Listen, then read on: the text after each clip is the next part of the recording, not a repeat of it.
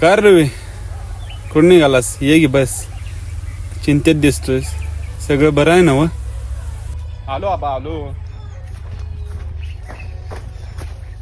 चिंता म्हणजे झालं, आता शिक्षण झालं, नोकरी मिळाली, पण आयुष्यात कुठं तर हरवल्यासारखं वाटतं बघा.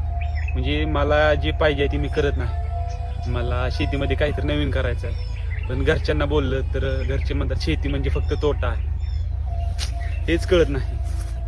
त्यांचं पण एका दृष्टीनं बरोबर आहे रवी, पण एक गोष्ट ध्यानात ठेव, जोपर्यंत माती आहे तोपर्यंत शेती आहे बघ. त्याचं महत्त्व लवकर जाणून घे, त्याचे फरक तुला नक्कीच होणार आहे. पण आबा शेतीमध्ये तोटा होईल की मी एकटा कसा करू? मला आतापर्यंत सांगणाऱ्यांनी सगळ्यांनी सांगितलं की शेतीमध्ये काही नाही, फक्त तोटा होत आलेला आहे, परवडत नाही. तू कोणती पण नोकरी जाऊन शहरात कर, पण शेती करू नको.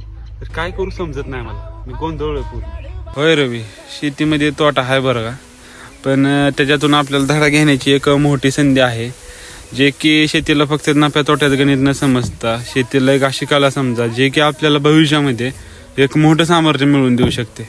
होय आबा, तुमचं सगळं बरोबर आहे, पण घरच्याला सांगितलं तर ती म्हणते शेती म्हणजे फक्त नुकसान आहे. तुम्ही शेती करायला लागला तर तुमचा काहीच उपयोग नाही एवढा शिकलेला. ते कळत नाही की त्यांना कसं समजावं वगैरे. एक सांगतो तुला, घरच्याची मान्यता असो वा नसो, शेती हे आपल्या देशाचं मूळ आहे आणि शेतीमध्ये तोटा आहे, शेतीमध्ये भविष्य पण आहे. पण तुमच्यासारख्या तरुण पिढीनं त्याच्यातून धडा घेऊन एक वेगळा मार्ग तयार केला पाहिजे असं आमच्यासारख्या म्हाताऱ्याला वाटतं. होय आबा, त्यासाठी मला खूप कष्ट घ्यावं लागतील, पण मी ती घ्यायला तयार आहे. कारण की जर मला भविष्यामध्ये यशस्वी व्हायचं असेल तर माझ्या स्वप्नावर मला नक्कीच काम करावं लागेल आणि मी ते करण्यासाठी 100% तयार आहे.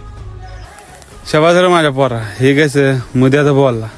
तू ठरवलं ना शेतीमध्ये भविष्य करायचं, तू कर. शेतीमध्ये जर मनापासून मेहनत केली तर तू कल्पना नाही केली एवढं तुम्हाला यश आहे त्यात. तू कर, तुझ्या पाठीची समधी हवा आम्ही.